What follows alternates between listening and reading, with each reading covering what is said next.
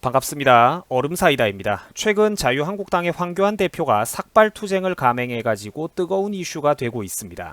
지금 당장 네이버에 황교안 삭발이라고 검색만 해보셔도 자료가 쏟아져 나오는데요.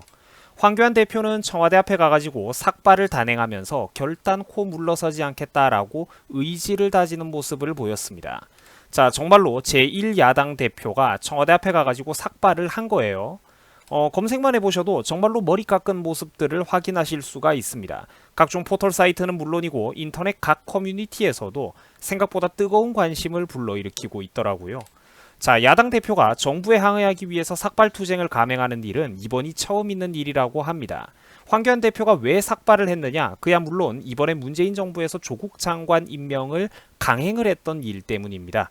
황교안 대표는 삭발투쟁식에서 말을 하길 문재인 대통령에게 경고를 한다. 국민의 뜻을 거스르지 마라. 조국에 대해서는 마지막 통첩이다. 스스로 내려와가지고 검찰 수사를 받아야 된다라고 말했습니다. 저는 이제야 비로소 야당이 그래도 야당다운 모습을 보여주는 것 같아가지고 이런 퍼포먼스에 대해서는 당연히 상당히 긍정적으로 바라보고 있습니다. 그렇다면 이 사건을 두고 정치권이나 청와대 반응은 어땠을까요? 문재인 정부에서는 대화로 해결하자며 화들짝 놀라가지고 사태를 진정시키려는 모습을 보였습니다. 사전에 사람을 보내가지고 삭발투쟁 퍼포먼스에 대해서 제고해줄 것을 요청하는 등등 상당히 다급하고 경계하는 모습을 보였다는 것이죠. 자, 이 사람들이 정말로 야당 대표가 삭발을 함으로써 체면이 깎이는 걸 걱정을 해가지고 하지 말라고 했겠습니까? 그건 아니죠. 절대 아니죠. 평소 점잖은 이미지였던 자유한국당의 인물들을 걱정해줘서가 아니라 이제 점잖은 이미지였던 자한당 인물들이나 황교안이 강경한 퍼포먼스를 보임으로써 삭발투쟁 릴레이가 일어나거나 조국 논란이 계속해서 커지는 사태 또는 우파 민심이 결집되는 사태를 두려워하는 겁니다. 그게 겁이 나기 때문에 남을 생각해주는 척 말리는 거예요. 속이 뻔히 보이는 속셈이라는 거죠. 청와대에서는 황교안 대표의 삭발투쟁에 대해서 강기정 정무수석을 보내가지고 대통령께서 염려하고 걱정하고 계시다라며 말리는 모습을 보였다고 합니다. 하지만 앞서 말씀드린 바와 같이 청와대의 속셈은 뻔하다는 거죠. 논란이 계속해서 커지고 우파 민심이 결집되는 게 두려운 겁니다.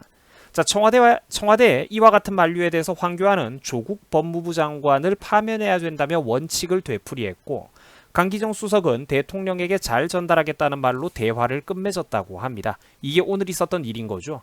자, 여기서 간단한 이야기를 한번 짚고 넘어가 보겠습니다. 기존의 한국당이라든지 황교안 대표의 이미지에 있어서 장점이자 동시에 단점이 뭐였습니까?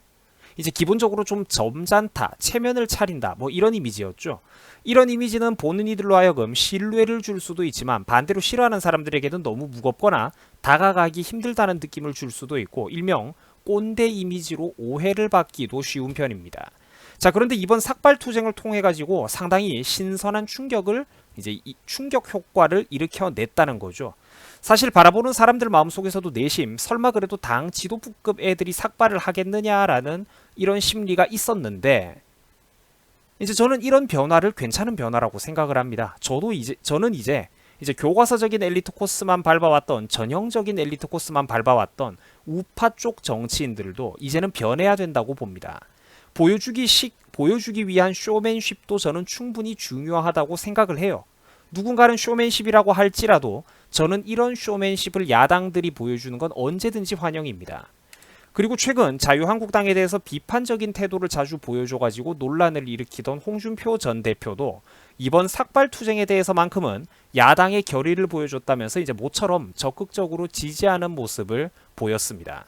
자, 물론 이에 대해서도 이제 홍준표 전 대표를 싫어하는 사람들은 또 다 된 밥에 숟가락만 얹는 거 아니냐는 둥, 요즘 왜 그렇게 아군 사격을 많이 하냐는 둥, 또 이제 비판적으로 바라보는 분들도 계시더라고요. 뭐 저도 당연히 그런 것들은 걱정스럽게 바라봅니다. 지금 우파가 내분을 일으키기에는 그렇죠. 대한민국의 좌파와 문재인 정부가 너무나도 건재하다는 겁니다. 굉장히 강력하고 조직 단속, 내부 단속이 잘 되는 애들이거든요. 제발 좀 저는 대한민국의 자유우파 성향을 가지고 있는 크고 작은 인물들이 가능하다면 대승적 차원에서 힘을 모아주셨으면 좋겠습니다. 자, 어쨌든 이렇게 황교안 대표의 삭발투쟁 사건이 정치 뉴스를 뜨겁게 달구고 있습니다. 문재인 정부에서도 신경이 쓰이는지 대화로 해결하자는 개소리 반응을 보였고 또 확실히 이게 효과가 있기는 있는 건지 정치면 상위 10개 뉴스 중에서 무려 8개가 황교안 삭발투쟁 소식을 다루고 있더라고요. 뭐 이만하면 어찌됐든 충분히 긍정적으로 평가할 만한 퍼포먼스 아니겠나 싶습니다. 자, 저도 이렇게 영상을 마치면서 유튜브 채널에서 여러 번 언급을 했습니다만 사실 자유한국당의 행보를 보면 솔직히 우리 우파 지지자들의 입장에서 바라볼 때도 솔직히 말해서 눈높이에 부족한 구석들이 매우 많았던 것은 사실입니다. 대표적으로 뭐 굳이 예를 들어보자면 뭐 여성할당제라든지 청년 남성들의 군복무 노고를 당연시하는 태도라든지 뭐 게임 산업 규제 같은 부분에 대해서는 이제 젊은 감각으로 우리가 바라봤을 때 답답한 부분이 너무나도 많았죠. 이게 참 안타깝지만 솔직히 말해서 자유한국당은 북한 문제를 제외하고는 아직까지도 민주당과 제대로 차별화된 모습이 많이 부족한 것은 사실입니다. 이제 구체적인 공약이나 정책 노선들이 굉장히 희미한 것들이 있죠.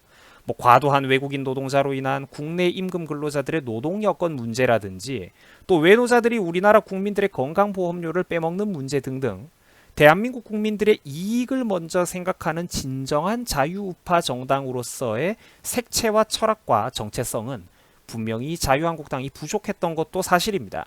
자, 그런데 그럼에도 불구하고 왜 답답한 게 없겠습니까만 그럼에도 불구하고 힘을 합칠 때는 합치고 잘하는 거는 또 잘했다고 격려해 주는 것도 중요하다고 생각을 합니다. 지금 그만큼 대한민국이 벼랑 끝에 있기 때문이에요.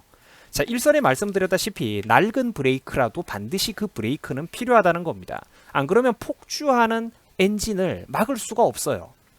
국민 개개인들이 물론 스스로 자유우파 시민, 깨어있는 시민, 자유주의를 지향하는 시민으로서 우리 국민들 개개인 스스로가 자부심과 자신감을 갖는 것도 물론 중요합니다. 정치권을 비판적으로 바라봐야 되겠죠. 좌파 우파 둘 다 똑같은 놈들 많은 거 제가 왜 모르겠습니까? 그러나 이번 조국 장관 임명 청문회 사건만 봐도 우리가 알 수 있듯이 유튜브라든지 뭐 깨어있는 입만 살아있는 시민 농객들 몇몇의 힘만으로 구체적으로 움직이는 정부의 폭주를 막기는 불가능하다는 겁니다. 아무리 저 사람들이 무능해 보이더라도 속이 터지더라도 실질적으로 국회에서 좌파 정부의 발목을 잡을 세력이 없으면 나라는 순식간에 급속도로 맛이 가게 된다는 거죠. 아직까지도 제가 간절히 안타까운 것은 한국당이 진정한 자유우파 정당으로서 구체적인 정책과 색깔과 정체성이 부족하다는 점입니다. 가능하기만 하다면 정말로 청년들의 표심을 어떻게 해야 얻을 수 있는지 저 사람들한테 알려주고 싶은 게 참 많아요. 이제 이미 이 영상에서도 중요한 정책 노선들을 제가 여러 개 언급을 했죠. 뭐 여성할당제, 뭐 국민건강보험료, 외국인 노동자, 과도한 외국인 노동자 인구 수 문제라든지 이런 것들을 제가 여러 가지 언급을 하기는 했습니다. 이제 다만 그럼에도 불구하고 또 이런 결의를 다지는 모습들은 당연히 저도 좋게 생각하고 있다는 겁니다. 미우나 고우나 현재로서는 대한민국에서 그나마 문재인 정부의 대척점에 서 있는 가장 큰 정당이 바로 이 사람들이기 때문이죠. 오늘의 소식 다소 급하게 좀 전달해 드렸습니다. 여러분들 수고하셨습니다.